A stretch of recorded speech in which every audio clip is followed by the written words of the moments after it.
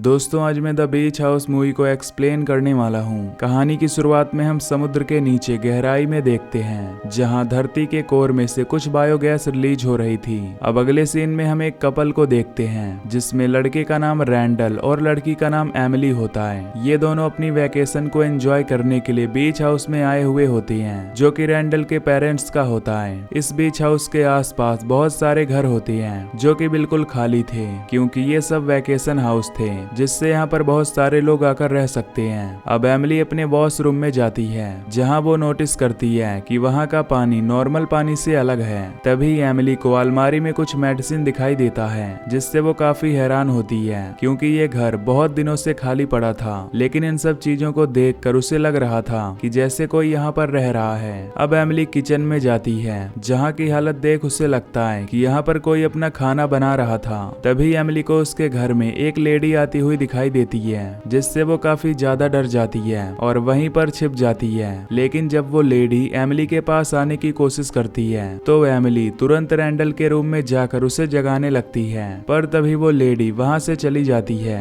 अब एमिली और रैंडल पूरे घर को चेक करते हैं जिससे उन्हें वो लेडी मिल जाती है जो कि वहीं छिपी हुई थी। उस लेडी को देख इन्हें ऐसा लग रहा था कि शायद वो इस घर में बहुत दिन से रह रही है, इसलिए रैंडल उससे पूछता है कि तुम कौन हो और यहाँ क्या कर रही हो। इस पर वो लेडी अपना नाम जेन बताती है और कहती है कि वो अपने हस्बैंड मिच के साथ यहाँ बहुत दिन से रह रही है। तभी वहाँ जेन का हस्बैंड मिच भी आ जाता है जो रैंडल को बताता है कि वो उसके फादर का ओल्ड फ्रेंड है जिसने उसे यहाँ रहने के लिए जगह दिया हुआ था। ये सुनकर एमिली काफी अपसेट हो जाती है और मिच से कहती है कि हम लोग कहीं दूसरी जगह रूम ले लेंगे, लेकिन मिच उनसे कहता है कि तुम्हें इसकी कोई जरूरत नहीं है, बल्कि तुम हमारे साथ इसी घर में रह सकते हो। अब मिच इन्हें रात को इसी घर में डिनर के लिए इनवाइट करता है। रैंडल को इस बात से कोई भी परेशानी नहीं थी, पर एमिली इस बात से काफी दुखी थी, इसलिए वो घर के बाहर जाकर बैठ जाती है। तभी उसे एक स्लग दिखाई देता है जिसे देख ऐसा लग रहा था कि उसे कोई अजीब बीमारी है।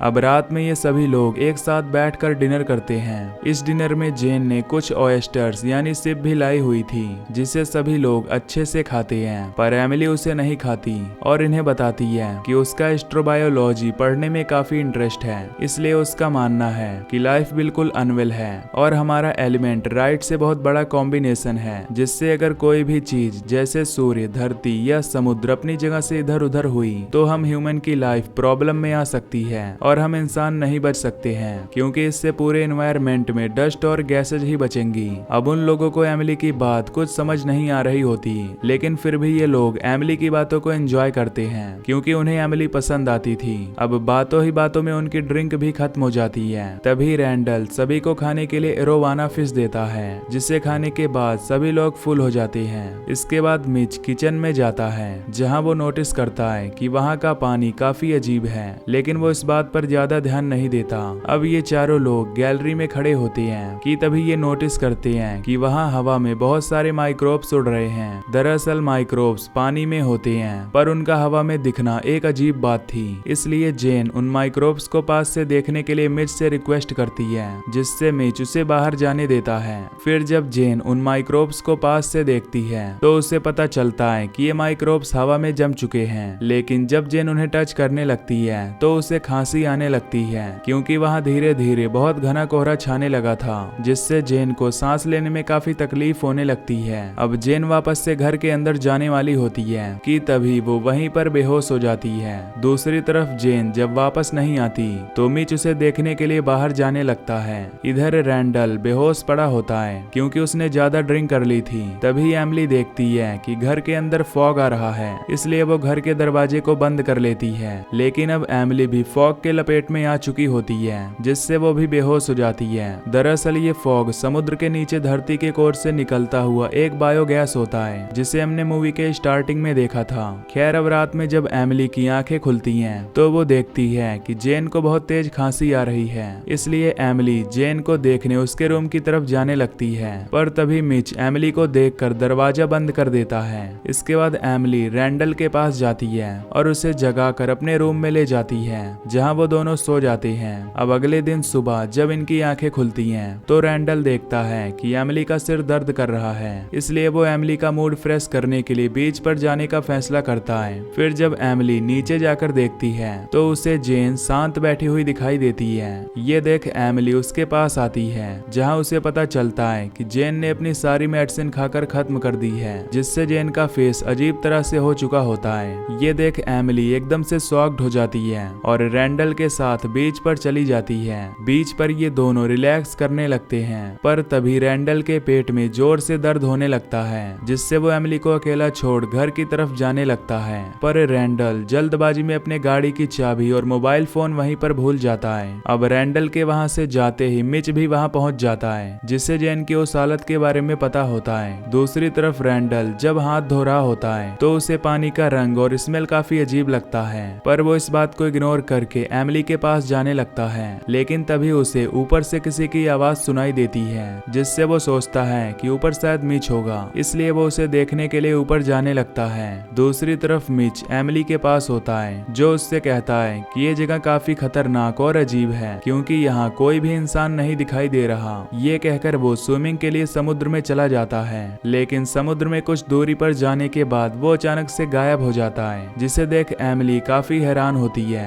और उसे चेक करने के लिए समुद्र के किनारे जाने लगती है। पर तभी एमिली का पैर एक जेलीफिश के ऊपर पड़ता है, जो उसे काट लेती है। तभी एमिली देखती है कि उसके जख्म में एक कीड़ा घुस गया है। इसी बीच उसे समुद्र के किनारे बहुत सारे जेलीफिश दिखाई देती हैं, जो कि पानी में फैले जहरीली गैस की वजह से मर गए थे।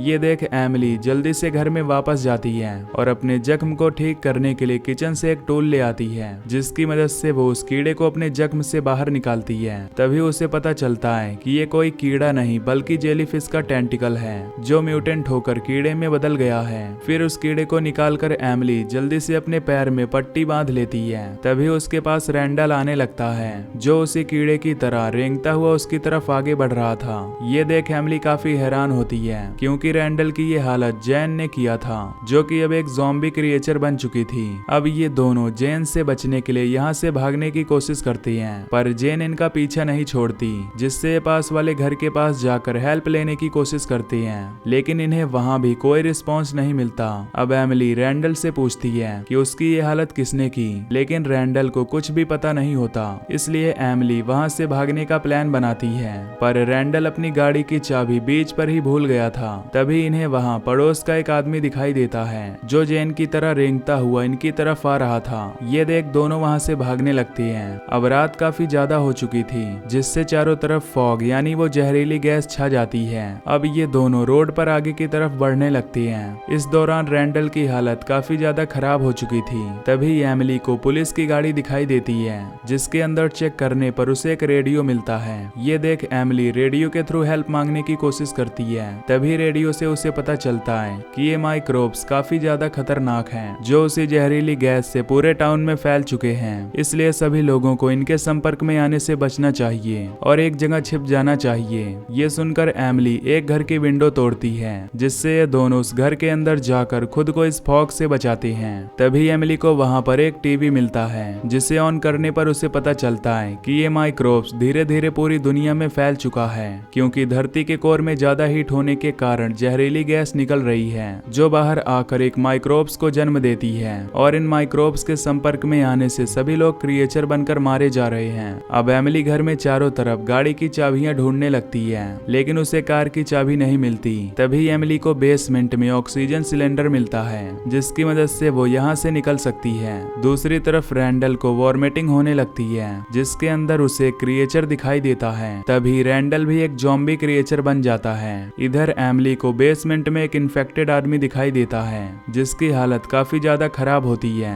ये देख एमिली ऑक्सीजन सिलेंडर लेकर ऊपर जाती है और देखती है कि रैंडल भी ज़ॉम्बी क्रिएचर बन चुका है। अब रैंडल एमिली को मारने के लिए उसकी तरफ बढ़ने लगता है, जिससे एमिली ना चाहते हुए भी उसे सिलेंडर से कुचलकर मार डालती है। तभी उसे कार की चाबी मिल जाती है, जिसे लेकर एमिली बाहर खड़ी कार के पास जाती है और उसे लेकर वहां से निकल जाती है। अब बाहर काफी ज्यादा जहरीली गैस फैल चुकी थी, जिससे उसे सामने का रास्ता दिखाई नहीं दे रहा था। तभी कुछ दूर आगे जाने पर उसकी कार एक पेड़ से टकरा जाती है। इसके बाद एमिली कार से बाहर निकलती है, जहां बहुत सारी गैसेज होती हैं। तभी इस जहरीली गैस के संपर्क में आने से एमिली भी धीरे धीरे इन्फेक्टेड होने लगती है। एमिली यहाँ से बचकर जाने की काफी कोशिश करती है, पर वो वहीं बेहोश हो जाती है। अब अगले दिन दिन सुबह जब एमिली की आंखें खुलती हैं तो वो खुद को बीच के किनारे पाती है, जहां हम देखते हैं कि एमिली पूरी तरह से इन्फेक्टेड हो चुकी है और वो सिर्फ एक ही बात बोल रही होती है कि हमें किसी से नहीं डरना चाहिए। तभी उसके पास समुद्र की एक बहुत बड़ी लहर आती है और उसे अपने साथ समुद्र में बहाकर ले जाती है। और इसी के साथ ये मूवी यहीं पर खत्म हो जाती है। तो दोस्तों, अगर आपको ये एक्सप्लेनेशन पसंद आई हो तो वीडियो को लाइक और चैनल को सब्सक्राइब कर देना। बाकी मैं मिलूंगा आपसे अगली वीडियो में। Till then take care, love you, bye bye.